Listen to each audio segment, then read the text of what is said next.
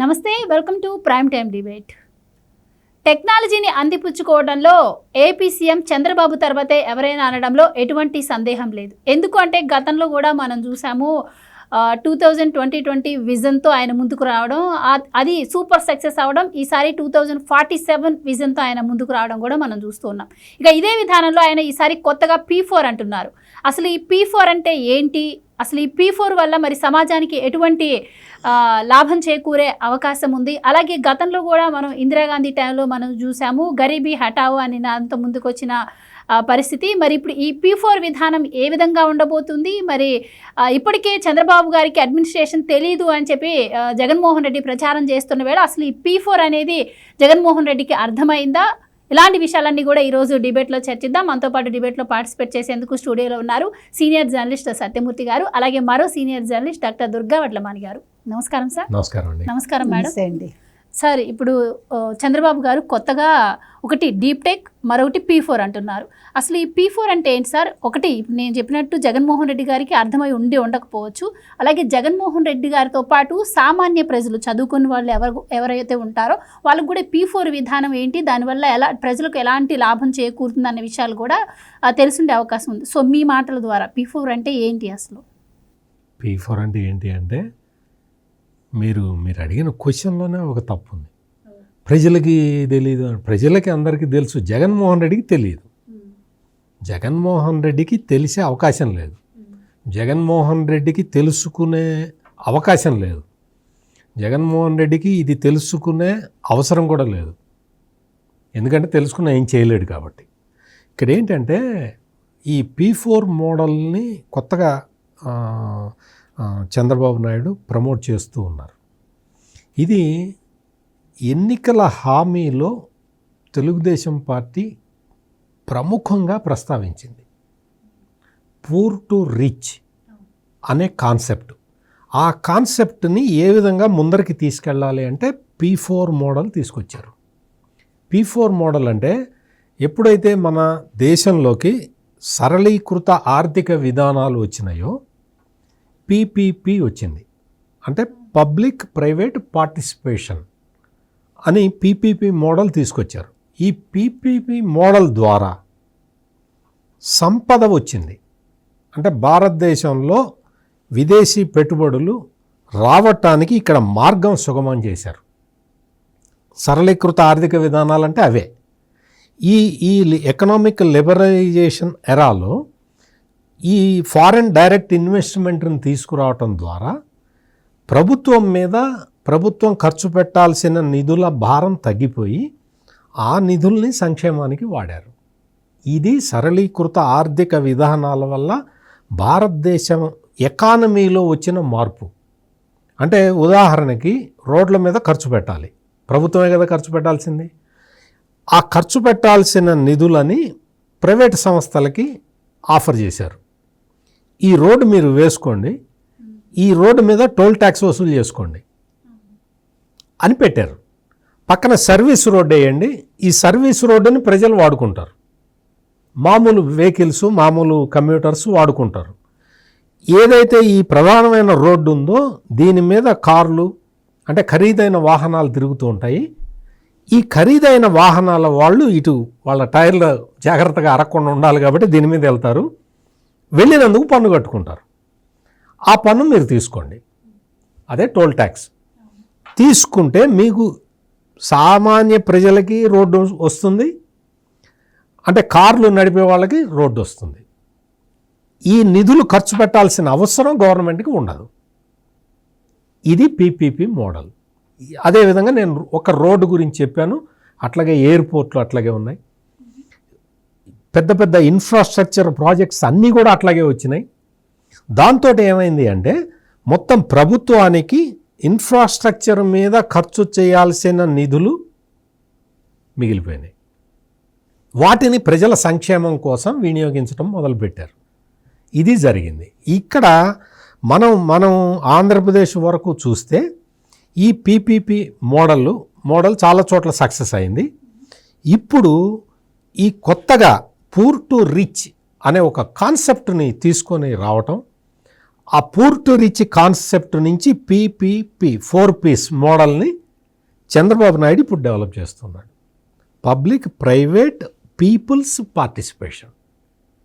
అంటే ఇందులో ప్రధానంగా ఏంటి అంటే ఇప్పుడు చాలా సంపద సృష్టించారు, చాలా వరకు మౌలిక వసతులు, సంపద సృష్టించడం అంటే ఈ జగన్మోహన్ రెడ్డికి, అంబటి రాంబాబుకి అర్థం కాదు.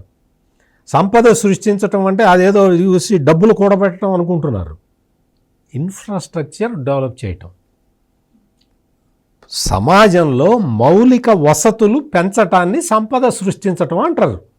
ఆ విషయం వీళ్ళకి తెలియదు. వీళ్ళకి ఎంతసేపటికి సొంత ఆస్తులు, బిల్డింగులు, పొలాలు, స్థలాలు కొనుక్కోవటం, దాచిపెట్టుకోవటం వరకే ఇది సంపద సృష్టి అనుకుంటున్నారు. ఇదేంటి అంటే సొసైటీ మొత్తానికి మౌలిక వసతులు కల్పించటమే సంపద సృష్టించటం అంటే. ఈ డెఫినేషన్ వాళ్ళకి తెలియదు. తెలియని వాళ్ళ గురించి వదిలేద్దాం. ఇప్పుడు పీపీపీ మోడల్ తీసుకుంటే ఏంటి అంటే ఈ సంపద సృష్టి జరిగింది, చాలా కంపెనీలు వచ్చి పెట్టుబడులు పెడుతూ ఉన్నాయి, దానికి దేశం మొత్తం సర్వసన్నద్ధంగా ఉన్నది. ఇప్పుడు ప్రజలని కలుపుకొని పోవాలి, ఇంకా అభివృద్ధి చెందని వాళ్ళని ఈ ఫోల్డ్లోకి తీసుకురావాలి. అంటే దీన్ని ఆపర్చునిటీని వాడుకున్న వాళ్ళు పీపీపీ మోడల్లో వచ్చిన ఇన్ఫ్రాస్ట్రక్చర్ని అందిపుచ్చుకొని అందులో ఫిట్ ఇన్ అయిన వాళ్ళు ఆల్రెడీ డెవలప్ అయ్యారు. అందులో ఫిట్ ఇన్ కాకుండా ఇంకా మిగిలిపోయిన వాళ్ళని ఇప్పుడు పైకి ఎట్లా తీసుకురావాలి అనేది పూర్ టు రిచ్ కాన్సెప్ట్. ఈ తారతమ్యాన్ని తగ్గించటానికి ఎవరైతే ఇప్పటికే ఈ సంపద సృష్టించిన సంపదతోటి లాభపడ్డారో వాళ్ళు వాళ్ళ శక్తి మేరకు ఒక మనిషినో, ఒక కుటుంబాన్నో, ఒక గ్రామాన్నో, ఒక తాలూకానో, ఒక జిల్లానో వాళ్ళు అడాప్ట్ చేసుకొని అంటే ఊరికే డబ్బులు ఖర్చు పెట్టడం కాదు. ఊరికే డబ్బులు ఖర్చు పెట్టడం అనేది ఇప్పటికే చాలామంది చేశారు. ఊరికే డబ్బులు ఖర్చు పెట్టే విధానం కాకుండా వ్యక్తి ఆధారంగా ఒక్కొక్క వ్యక్తి ప్రొఫైల్ తీసుకొని ఇతనికి బిజినెస్లో ఇంట్రెస్ట్ ఉంది అంటే బిజినెస్లో ట్రైనింగ్ ఇచ్చి అతన్ని ఒక బిజినెస్ మ్యాన్గా తయారు చేయాలి. ఇతను ఐటీ ప్రొఫెషనల్గా మారటానికి ఇతనికి అన్ని అర్హతలు ఉన్నాయంటే అతన్ని ఐటీ ప్రొఫెషనల్గా తయారు చేయాలి.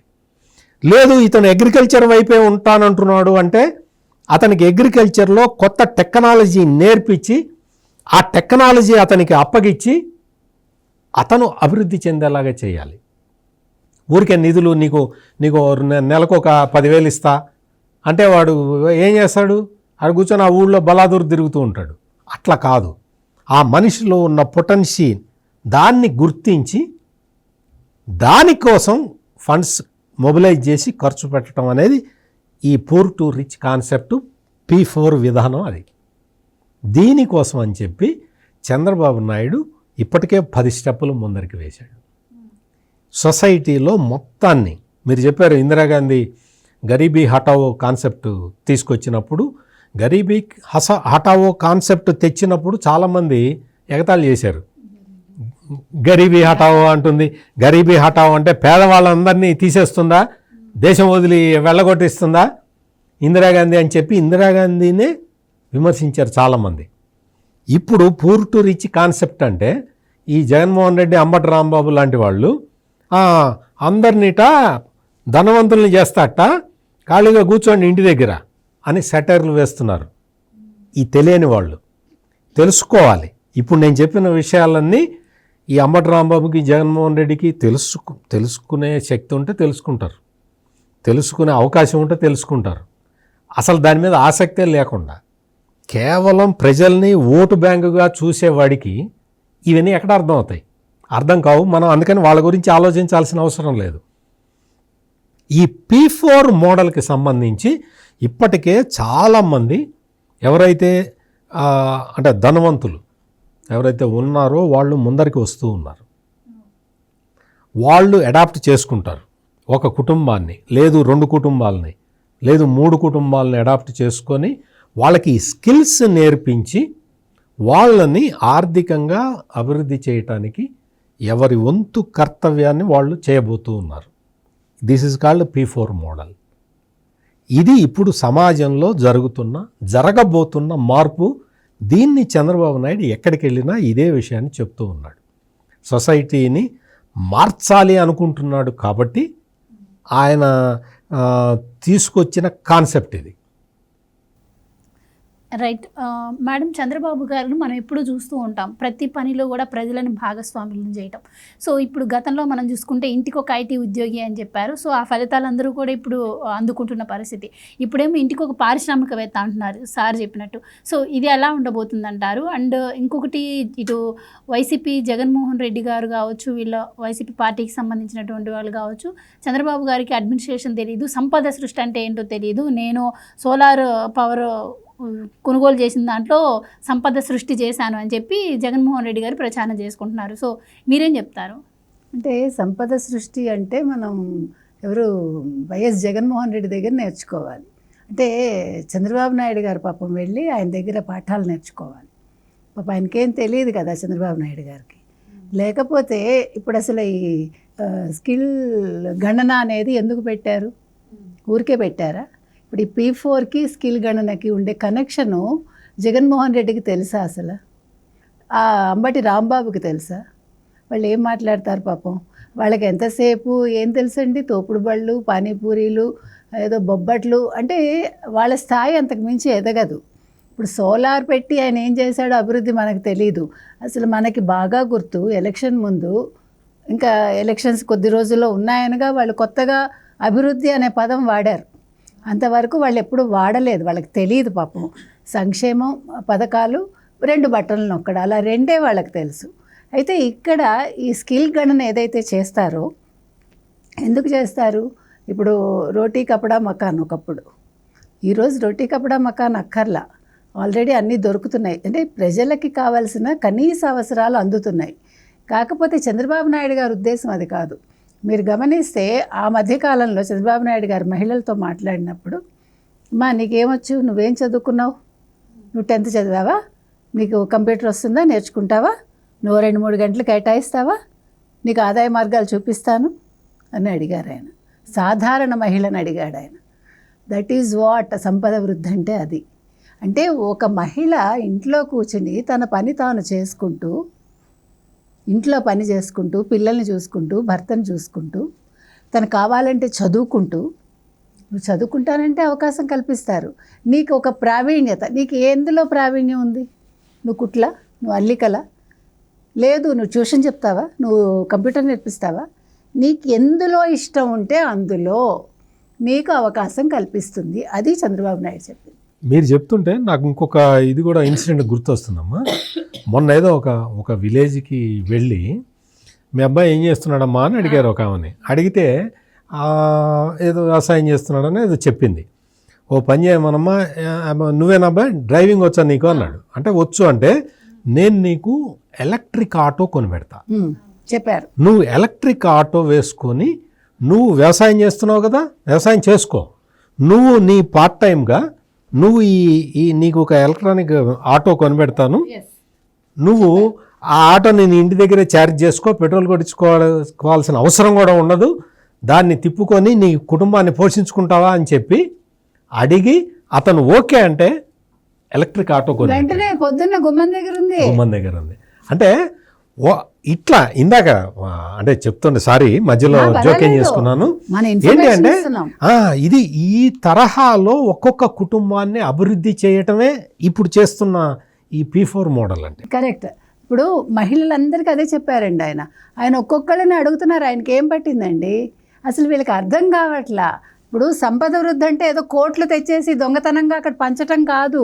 ఇది రాబిన్హుడ్ ప్రభుత్వం కాదు కదా. అసలు ఇక్కడ కావాల్సింది ఏంటంటే, ఒక సాధారణ మహిళ, ఒక ఇంట్లో ఉండే గృహిణికి, అమ్మ నీకేమొచ్చు, నీకేం చేయాలనుంది, నీకు ఇంకా సమయం కేటాయించగలవా, ఇది ఎంత ఆనందకరమైన విషయం అండి. ఇప్పుడు చాలామందికి ఎన్నో చేయాలని ఉంటుంది. ఇప్పుడు మీరు ఇక్కడ యాంకరింగ్ చేస్తున్నారండి, మిమ్మల్ని చూసి ఎవరికో చేయాలని ఉంటుంది. Yes, they can do. Skills ఉంటాయి, కానీ దాన్ని ఎట్లాగ ఇంప్లిమెంట్ చేసుకోవాలి, దానికి ఏ రకంగా ట్రైనింగ్ తీసుకోవాలి, శిక్షణ ఎవరిస్తారు, ఇది అంటే ఇవాళ ఒక గ్రామాల్లో ఉండే ఒక మధ్యతరగతి కావచ్చు, దిగువ మధ్యతరగతి మహిళలు ఎవరైతే ఉంటారో, యువతులు ఎలాగా ఇప్పుడు చదువుకుంటున్నారు, దాని గురించి మనం మాట్లాడటల్లా. కానీ చిన్నప్పుడే పెళ్ళిళ్ళు అయిపోయి లేదు ఇంటి బాధ్యతల్లో ఉండేవాళ్ళు కూడా వాళ్ళు ఏం చెయ్యాలనుకుంటే అది చెయ్యొచ్చు. ఈరోజు జరుగుతున్నది అది. ఇప్పుడు ఈ స్కిల్ గణన అనేది అదే.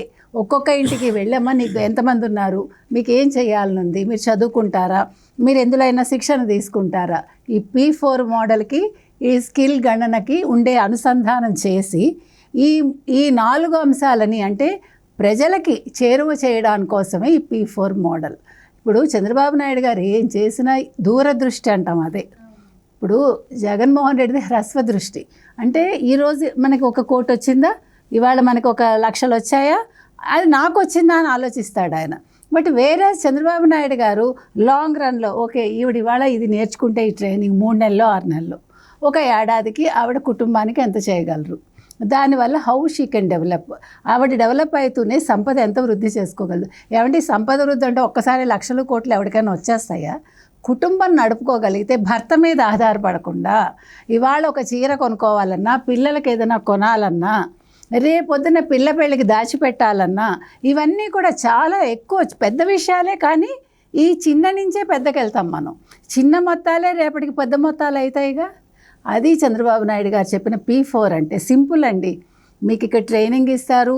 ఇప్పుడు పబ్లిక్ ప్రైవేట్ వీళ్ళు వాళ్ళు అని లేదు, అందరినీ అనుసంధానం చేసి చక్కగా మహిళలని, ముఖ్యంగా మహిళలని, ఎందుకంటే మాకు డ్వాక్రా వచ్చిందే చంద్రబాబు నాయుడు గారు వల్ల కదా, మనం అది మర్చిపోకూడదు. దేనికైనా కూడా చంద్రబాబు నాయుడు గారు ముందు ఆలోచించేది మహిళల గురించి, వాళ్ళ అభివృద్ధి గురించి. అసలు తెలుగుదేశం ఆలోచించేదే మహిళల గురించి ఎప్పుడూ కూడా. వాళ్ళకు ఆస్తి హక్కు కల్పించింది తెలుగుదేశమే, ఏది తీసుకున్నా మీకు తెలుగుదేశమే. కాబట్టి ఈ P4 మోడల్ ఏదైతే ఉందో వాళ్ళకి తెలియదులేండి, పాపం అర్థం కాదు వాళ్ళకి. ఎలాగ మనం చెప్పినా కూడా అర్థం కాదు. కాబట్టి మనం జగన్మోహన్ రెడ్డి గురించో లేకపోతే అంబటి రాంబాబు గురించో ఆలోచించక్కర్లా. మనం ఆలోచించాల్సింది గ్రామీణ మహిళల గురించి, గ్రామీణ అభివృద్ధి గురించి, గ్రామాల్లో ఉండే అంటే వాళ్ళకి సంపద సృష్టి ఎలా జరగాలి, అది ఒక్క గ్రామాలతో ఆగకుండా అక్కడి నుంచి పట్టణానికి అది పాకుతుందన్నమాట. సో ఇది ఆయన చెప్పింది ఒక తెలంగాణకు కూడా చెప్పారు ఆయన, ఒక ఆంధ్రప్రదేశే కాదు ఆయన అనేది. అది అన్నీ కూడా అంటే నాకు 2 కళ్ళ లాంటివి. ఇక్కడ ఇంప్లిమెంట్ చేసి దీన్ని అక్కడ కూడా మనం అవసరమైతే ఇవ్వచ్చు. ప్లస్ ఇంకోటి ఏంటంటే ఈరోజు కేంద్రంతో మనం కలిసి పనిచేస్తున్నాం కాబట్టి మనకి ఇవన్నీ కూడా సాధ్యం అవుతాయి ఇంకా ఎక్కువగా. అంటే వాళ్ళ నుంచి కూడా మనకి ఒక సహాయం దొరుకుతుంది. కేంద్రం కూడా మనతో కలిసి పనిచేస్తుంది కాబట్టి త్వరితగతిన ఈ P4 అనేది ఇంప్లిమెంట్ చేయడానికి అవుతుంది అనేది చంద్రబాబు నాయుడు గారి ఉద్దేశం అండి. సార్, అంటే ఈ P4 విధానం వల్ల ఎకనామిక్ ఇన్బ్యాలెన్స్ కూడా కవర్ అవుతుంది, అలాగే రాష్ట్రం కూడా డెవలప్ అవుతుంది అని చెప్పి బాబు గారు చెప్పడం జరిగింది. సో అది ఎలా సాధ్యం అంటారు? ఇది ఇక్కడ ఏంటి అంటే ఇందాక నేను చెప్పినట్టు ఇన్ఫ్రాస్ట్రక్చర్ డెవలప్మెంట్ ఒకవైపు జరుగుతుంది, ఒక స్టేజ్కి వచ్చి ఉన్నది. దాన్ని జగన్మోహన్ రెడ్డి లాంటి వాళ్ళు ఎంత నాశనం చేయాలని చూసినా ఆ సెక్టర్ నాశనం కాలేదు. అతను కొత్తగా ఖర్చు పెట్టడం ఆపేశాడు. కానీ జగన్మోహన్ రెడ్డి ఈ క్యాపిటల్ ఎక్స్పెండిచర్ అంటారు దీన్ని, అంటే మూలధన వ్యయం. ఈ మూలధన వ్యయం మీద అసలు జగన్మోహన్ రెడ్డి దృష్టి పెట్టలేదు. మొత్తం కంప్లీట్గా ఈశాన్య రాష్ట్రాలు అవి ఉంటాయి కదా, మణిపూరు, అస్సాము, నాగాల్యాండు, ఆ రాష్ట్రాలు ఎంత ఖర్చు పెడతాయో అంత ఖర్చు పెట్టాడు జగన్మోహన్ రెడ్డి ఆంధ్రప్రదేశ్లో. మొత్తం ఇన్ఫ్రాస్ట్రక్చర్ మొత్తాన్ని అసలు అందులో గ్రోత్ లేకుండా చేశాడు ఆ సెక్టార్లో. ఇప్పుడు ఏంటి అంటే మొత్తం ఇన్ఫ్రాస్ట్రక్చర్ ప్రాజెక్ట్స్, ఉదాహరణకి దాదాపుగా 50,000 కోట్ల రూపాయలతోటి మొత్తం రోడ్ ఇన్ఫ్రాస్ట్రక్చర్ ఇప్పుడు రాబోతున్నది, రైల్ ఇన్ఫ్రాస్ట్రక్చర్ వస్తున్నది. మనం పోలవరం కన్స్ట్రక్షన్ ఎంత వేగంగా జరుగుతున్నదో చూసాం. ఇన్ఫ్రాస్ట్రక్చర్ అంటే ఇదే, వేరే ఏదో అనుకోమాకండి. రైల్ నెట్వర్కు, రోడ్డు నెట్వర్కు, ఎయిర్పోర్ట్సు, లేదు ఓడరేవులు, ఇవన్నీ కన్స్ట్రక్ట్ చేయటంతో పాటు నీటిపారుదల ప్రాజెక్టులని కట్టడం, ఇవే కాకుండా కొత్త అంటే ఇప్పుడు గ్రీన్ హైడ్రోజన్ ప్రాజెక్ట్ వచ్చింది మొన్న, గ్రీన్ ఎనర్జీని డెవలప్ చేస్తున్నారు. ఇటువంటివన్నీ కొత్త టెక్నాలజీస్ తోటి వస్తుంది. టూరిజం డెవలప్ కాబోతూ ఉన్నది. ఇవన్నీ కూడా ఏంటి అంటే ఇవన్నీ ఇన్ఫ్రాస్ట్రక్చర్ ప్రాజెక్ట్స్ అన్నమాట. ఈ ఇన్ఫ్రాస్ట్రక్చర్ ప్రాజెక్ట్స్ ద్వారా రాష్ట్ర వృద్ధి రేటు పెరుగుతూ ఉంటుంది. రాష్ట్ర వృద్ధి రేటు జీడిపి పెరుగుతూ ఉంటుంది. రాష్ట్ర వృద్ధి రేటు పెరగటం అంటే దేశ వృద్ధి రేటు పెరగడమే. ఈ రాష్ట్రాల్లో వృద్ధి రేటు పెరిగితేనే కదా కేంద్రానికి వృద్ధి రేటు పెరిగేది. అంటే ఈ మొత్తం కూడా క్యుములేటివ్ ఎఫెక్ట్ దేశం మీద మొత్తం చూపిస్తుంది. అందుకని ఇక్కడ వేగంగా ఈ పనులన్నీ జరుగుతూ ఉన్నాయి. ఈ రోజున ఆంధ్రప్రదేశ్లో జరుగుతున్న డెవలప్మెంట్ అది.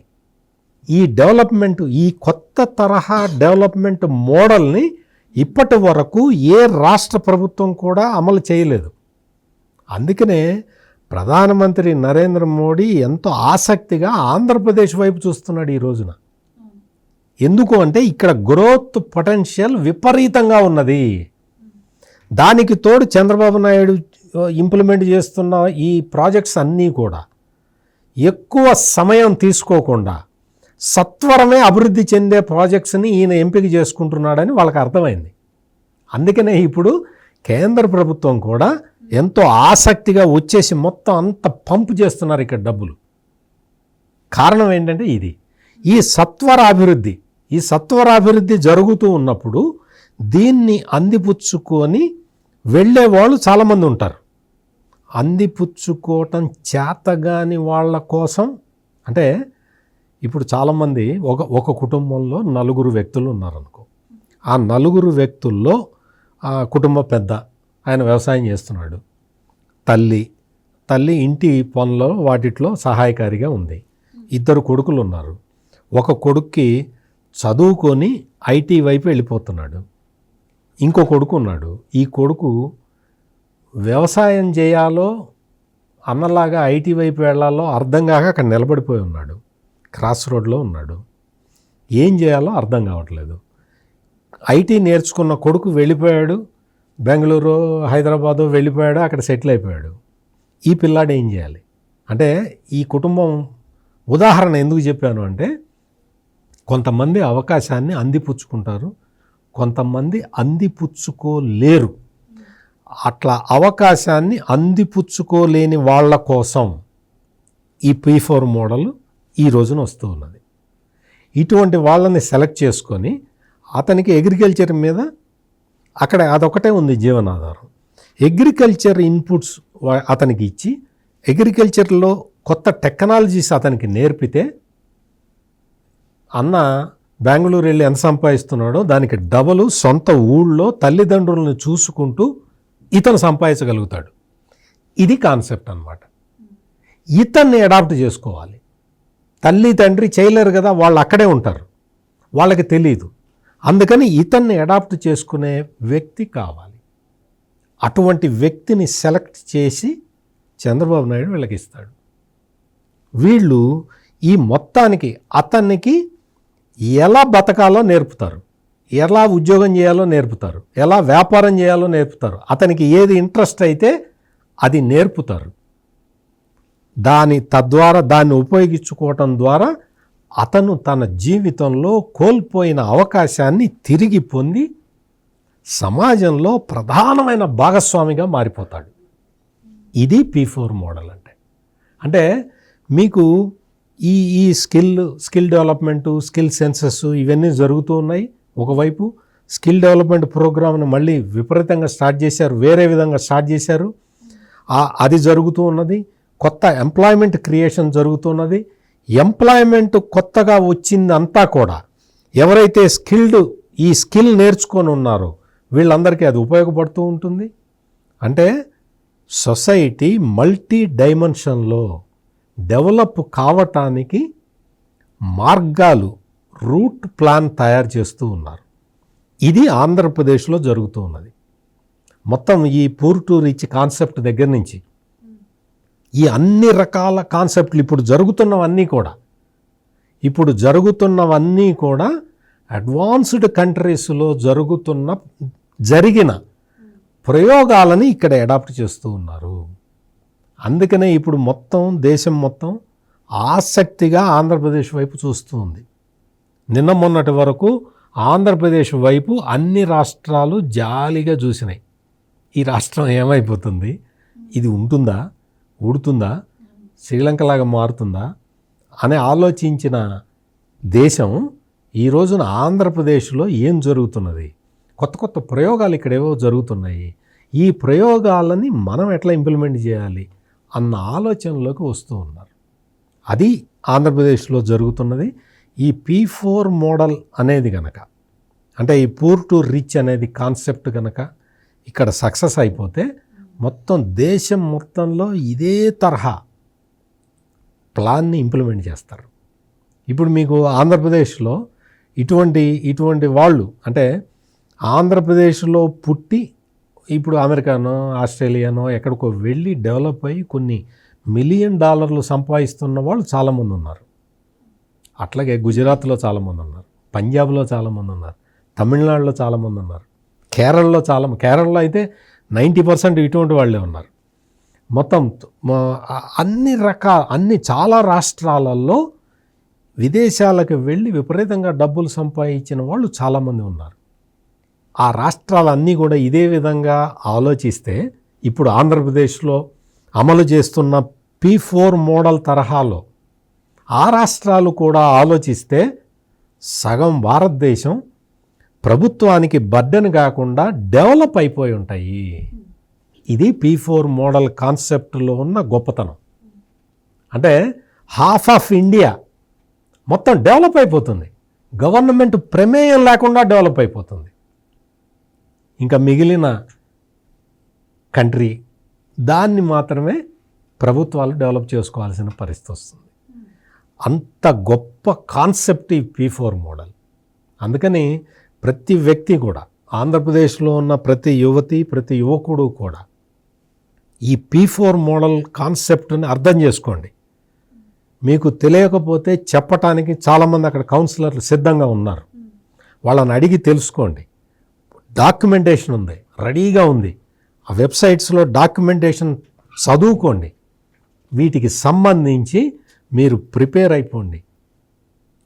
నేను ఈ జీవితంలో నేను సాధించాల్సిందే చాలా ఉంది అనుకొని మీరు ప్రిపేర్ అవ్వండి. P4 మోడల్ని అందిపుచ్చుకోండి, స్కిల్ డెవలప్ చేసుకోండి. మీరు ఆటోమేటిక్గా మీరు వృద్ధి చెందుతారు. మీ విలేజ్కి, మీ కన్న తల్లిదండ్రులకి, విలేజ్కే కాకుండా దేశానికే పేరు ప్రఖ్యాతులు తెచ్చే సువర్ణ అవకాశం మీ కళ్ళ ముందర నిలబడి ఉన్నది. Right madam, P4 model develop అయితే రాష్ట్ర వృద్ధి రేటు ఏ విధంగా పెరుగుతుందని ఇప్పుడు సార్ చెప్పారు. సో అలాగే కూటమి ప్రభుత్వం ఏదైతే సంకల్పించిందో 20 లక్షల ఉద్యోగాల ధ్యేయం కూడా నెరవేరే అవకాశం కూడా కనిపిస్తోంది. సో అందుకు అనుగుణంగా యువత కూడా చాలా ఉత్సాహం చూపిస్తున్న పరిస్థితి ఈ విషయంలో.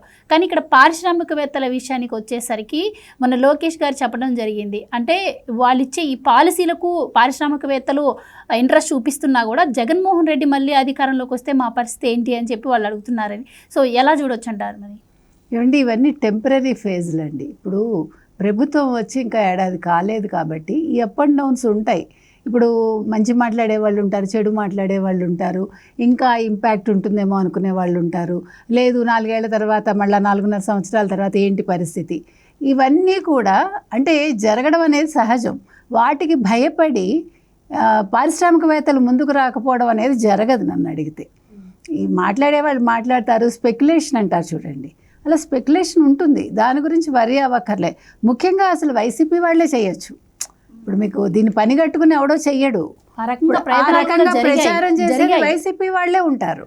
ఎందుకంటే వాళ్ళకి బాధ అన్నమాట. ఇప్పుడు ఏమండి, ఆర్థిక అసమానతలు తొలగించడమే P4 లక్ష్యం కదా, మొట్టమొదట అది. రెండోది మీకు అసలు తెలుసో లేదో, మీరు తణుకు షుగర్ ఫ్యాక్టరీ ఉంది అక్కడ, సర్వారయ షుగర్స్. వాళ్ళు ఏం చేసేవాళ్ళంటే, అంటే అసలు ఒక పారిశ్రామికవేత్త ఏ రకంగా ఆలోచించాలనే దానికి ఉదాహరణ చెప్తున్నాను. ఆ చిన్నప్పుడు అక్కడ పొద్దున్న వ్యవసాయం చేసుకునే వాళ్ళు 7:30కి, వ్యవసాయం అయిపోయాక ఫ్యాక్టరీలో ఉద్యోగం చేసేవాళ్ళు. ఎంత బాగుంది అది. అంటే ఈ P4 మోడల్కి అనుసంధానంగా చెప్తున్నాను నేను. మా ఊరు అదే కాబట్టి నేను నా కళ్ళతో నా చిన్నప్పుడు చూశాను నేను.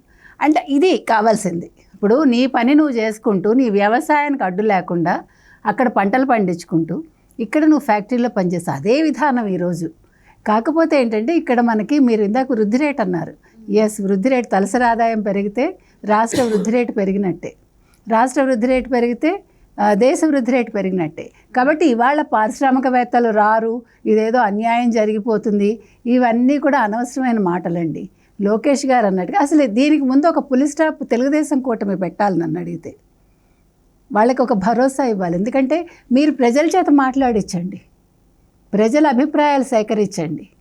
ఎందుకు సేకరించమంటున్నామంటే ప్రజల్లో ఒక్కొక్క ఊర్లోంచి మీరు పబ్లిక్ టాక్ అంటాం కదా, పబ్లిక్ టాక్ తీసుకుని వాళ్ళు ఏమనుకుంటున్నారు, నిజంగా పారిశ్రామికవేత్తలు రావాలా అక్కర్లేదా, వాళ్ళ దగ్గర నుంచే మనం బైట్స్ తీసుకుని వేస్తే ఎవరైతే రామంటున్నారో పారిశ్రామికవేత్తలు వాళ్ళకి తెలుస్తుందిగా ఇది ఎవడు చేస్తున్న కుట్ర, దీని వెనకాల వైసీపీ ఉందా లేదా, అసలు ప్రజలు ఏం కోరుకుంటున్నారు, ఈరోజు పరిశ్రమలు రావడం వల్ల జరిగే మంచి ఏంటి, P4కి పరిశ్రమలకి సంబంధం ఏంటి, పారిశ్రామికవేత్తలు రావడం వల్ల రాష్ట్రానికి జరిగే మేలేంటి, దానివల్ల యువతకి మహిళలకి జరిగే మేలేంటి, ఇవన్నీ కూడా మీరు అవగాహన కార్యక్రమాలు పెట్టండి అబ్బా.